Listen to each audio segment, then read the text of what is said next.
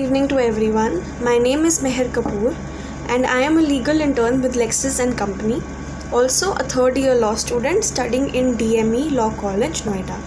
In today's video, I am going to be taking up the topic jurisdiction under IPC. Here we will be discussing about the extent and operation of the court within India and beyond its boundaries. Now, before further diving into the concept, I would like to throw some light on how do we determine the territory of India. We do that by two ways. First, on land, that is from the extreme north to the extreme south and from the extreme west to the extreme east.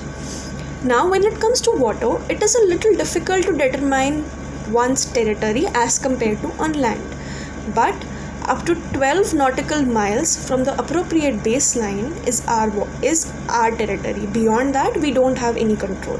Now, why is this important? We will be discussing about it further in the video.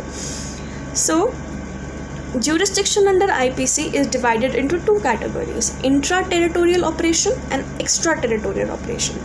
Intra-territorial operation is mentioned under section 2, whereas section 3 and 4 talks about the extraterritorial operation. So first we will be taking up intra-territorial operation.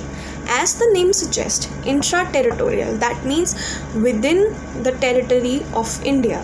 Now section 2 states punishment of offences committed within India. Every person, now person is defined under section 11 of the same code.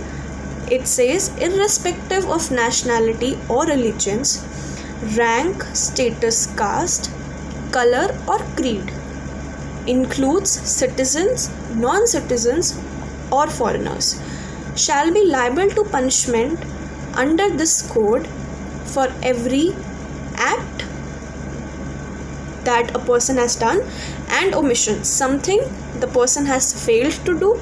That can be a legal duty or a moral duty contrary to the provisions of this act, for which he or she shall be held liable within the territory of India. Now, if a person has committed a crime within the territory of India, shall be held liable according to the provisions of Indian Penal Code.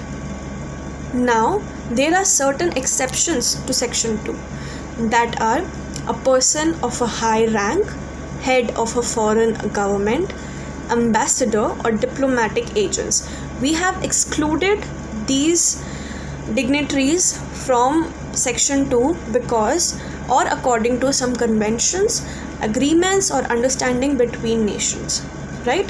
Now we come on to extraterritorial operations. Now, as the name suggests here as well, extraterritorial means beyond the territory of India. The section says punishment of offences committed beyond, but which by law may be tried within India.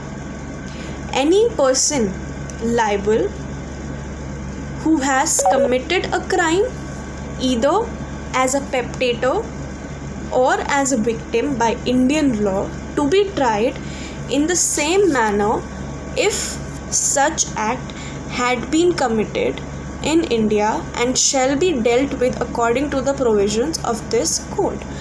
Now, what does this section says? If a person has been a perpetrator, has been the wrongdoer, or has been a victim according to the Indian law, shall be tried in the same manner if he or she has done that thing within the territory of India.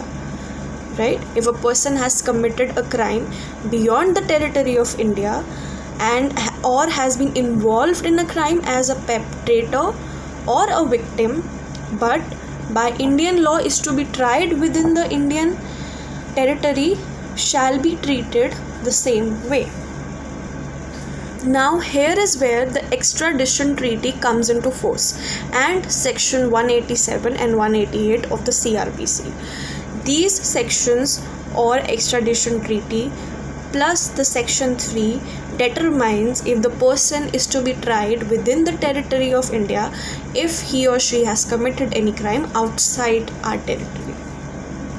Now let's come on to section 4, extension of extraterritorial jurisdiction of the court.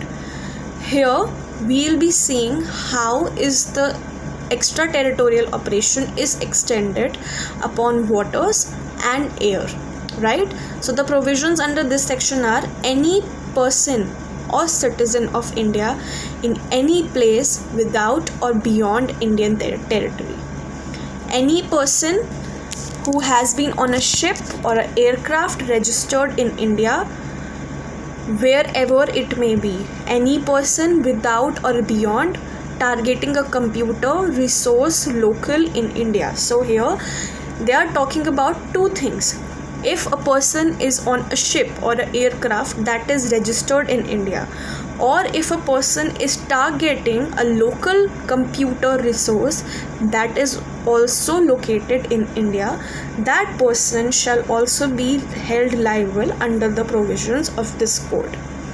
This is all was about the jurisdiction under IPC. I hope you all found it helpful.